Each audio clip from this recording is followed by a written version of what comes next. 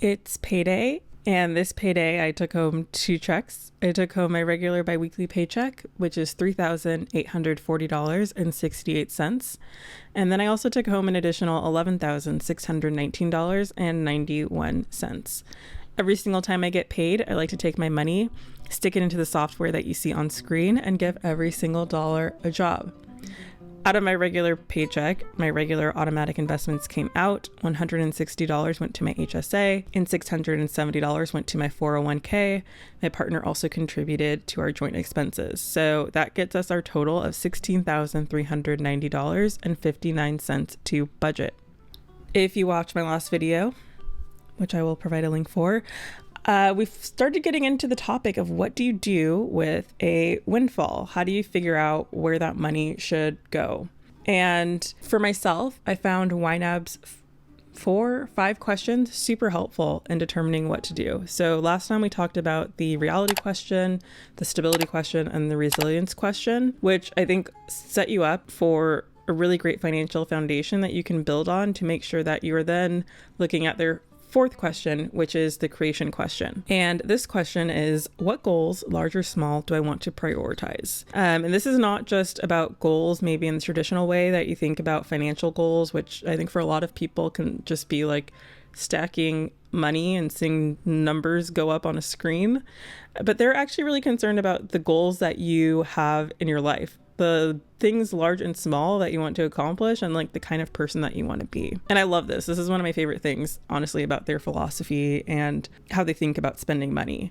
For me, every single month, I like to give myself guilt-free spending money, which kind of serves the same purpose to a smaller degree. This money usually goes towards my hobbies. It goes toward taking classes. Like I took a ceramics class not too long ago. It goes towards books, just any new skills or things that I want to try and learn and experience in the world. Like it costs money these days. You can't go outside now like without sneezing and spending like $50. So I really, really, really like this question. And I'll talk a bit about what my goals are in general and what the goals are for this money. So I really only have I would really say maybe 1.5 financial goals for 2025. The first goal is to actually fully fund our emergency fund, which I've never done. I've like always skated on really thin ice here and kind of had the mindset of like, oh, well, I have investments. I can always like sell if I need to, if things, get really dire. But I really want to make sure that this year I focus on building up cash savings, like cash in hand that I can use for emergencies. With YNAB, I am able to be a month ahead and get back on track with that now. So we have funded the month of June completely. All of our spending for June is already covered, and the paychecks that I get in June will go toward July.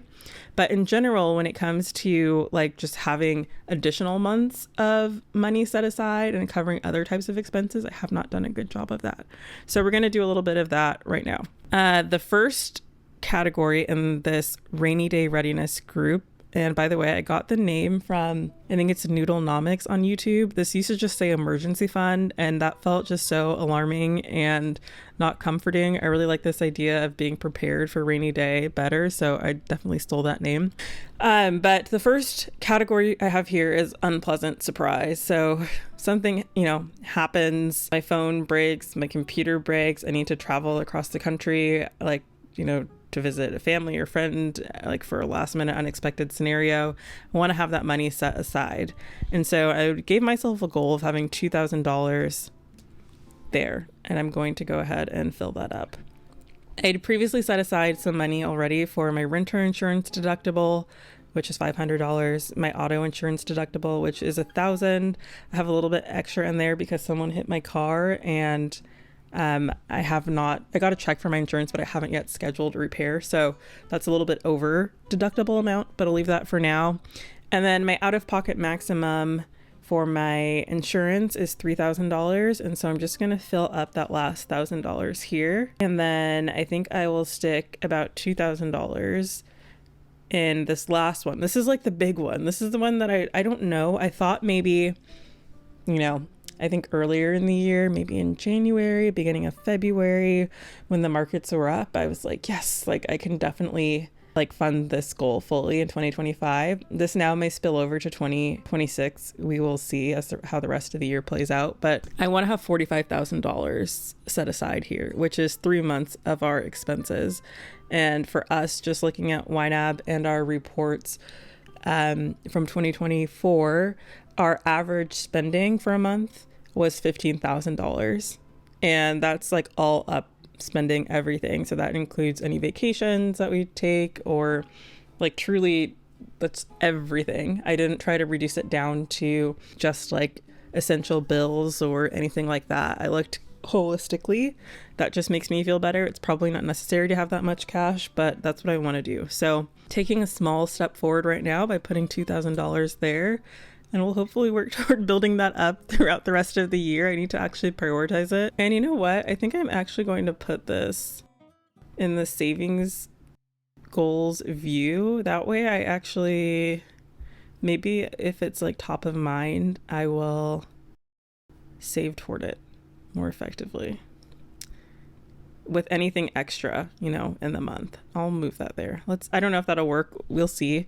But I expect to fund this more with some of these larger payouts that we get throughout the rest of the year. All right. The second thing I would say is not exactly a goal. I would say it's probably closer to a value, but that's travel. We really, really, really value spending money on vacations, treating our family members and friends to trips and like new experiences, new places that we haven't ever explored or been before. And we have some really exciting trips coming up. And so I'm going to set aside right now $11,000 in the trips category. That will cover the next few trips. Yeah, I don't really have much more else to say there.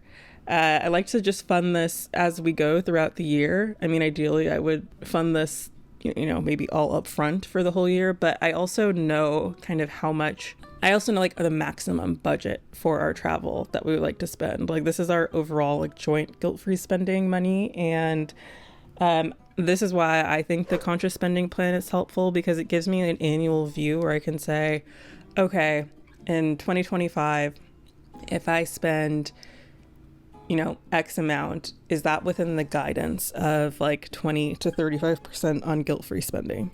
You know, and are all my other numbers within a general range? And so I did do that exercise. I do it probably once a year. I did it earlier in 2025 to kind of see, taking my total taxable income from 2024 and, you know, removing the taxes that I owed for the year, and then sorting everything into all the categories. If you don't know what I'm talking about Ramit Sethi's conscious spending plan, which I love. It's a great tool for just like benchmarking against. And so that's what helps us rein in and figure out, okay, how much can we spend per year?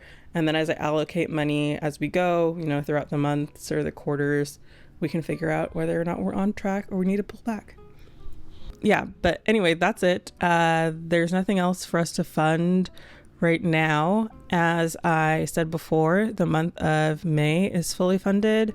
June is funded. So I think with the rest of this money, I will stick it into our 3-month expense category and work toward building that up. Anyway, thanks so much for watching, and I'll see you in the next one. And we should be back with normal paychecks. All right, bye.